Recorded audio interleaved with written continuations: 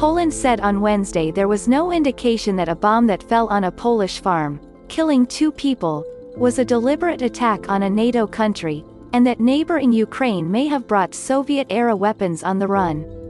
A Russian airstrike hit his generator. Polish President Andrzej Duda said, Ukraine's defense forces have been exporting weapons in different directions, and it's possible that one of these weapons fell on Polish territory.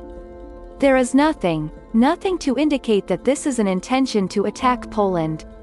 NATO Secretary-General Jens Stoltenberg at a meeting of the alliance's forces in Brussels confirmed the assessment. Investigation of the incident is ongoing, we will wait for the outcome. But we have no evidence that this was deliberate, Stoltenberg told reporters. The first investigation came after U.S. President Joe Biden and other supporters of Western Ukraine supported the investigation, and although Russia repeatedly stated that he did not fire the weapon. Biden said it was impossible for Russia to launch the bombing, but added, I'm going to make sure we find out exactly what happened.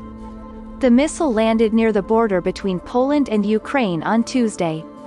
3 U.S. officials said a preliminary investigation showed that Ukrainian forces shot him down and that a Russian was approaching. The officials spoke on condition of anonymity because they were not authorized to speak publicly. The comparison and Biden's speech at the 20-member summit in Indonesia contradicted an earlier report Tuesday from a senior U.S. intelligence official who told the Associated Press that Russian weapons had entered Poland.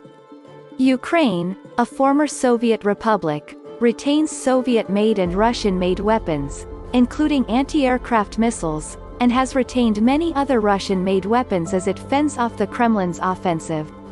Ukraine's air defenses worked hard against Russian attacks on Tuesday on energy and transmission infrastructure, including in Ukraine's western region bordering Poland. Ukraine's military said 77 of more than 90 missiles were shot down, as well as 11 drones. The Kremlin on Wednesday criticized the initial reaction of Poland and other countries to the missile, and in rare praise for the American leader, praised the response of the United States. Kremlin spokesman Dmitry Peskov said on Wednesday.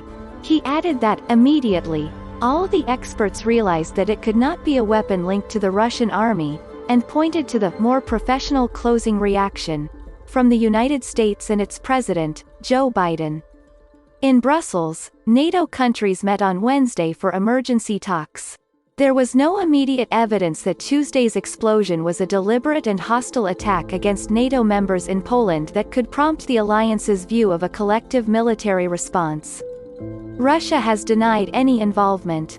But Ukraine was under Russian bombardment across the country on Tuesday with dozens of cruise missiles and drones exploding, clouding the picture of what happened in Poland and why.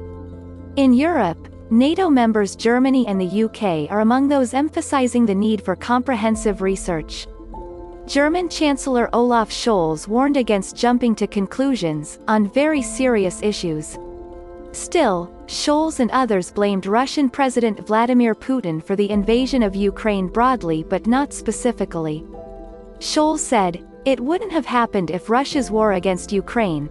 If the missiles are now being fired in a strong way and in a large number on Ukrainian facilities," said Scholz. British Prime Minister Rishi Sunak echoed the assessment, saying, "This is the brutal and unrelenting reality of Putin's war."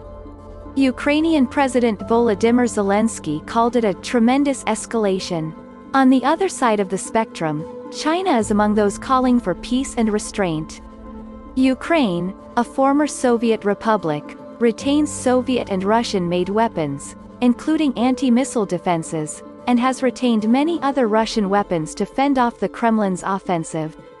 The damage caused by the airstrikes in Ukraine was so great that all parts of the country were plunged into darkness. Zelensky said about 10 million people lost power, but tweeted overnight that 8 million were finally reconnected, with maintenance crews working overnight. Previous Russian attacks have destroyed about 40% of the country's energy infrastructure. NATO Secretary-General Jens Stoltenberg convened a meeting in Brussels of the group's representatives. Members of the UN Security Council will meet on Wednesday for previously scheduled briefing on the situation in Ukraine.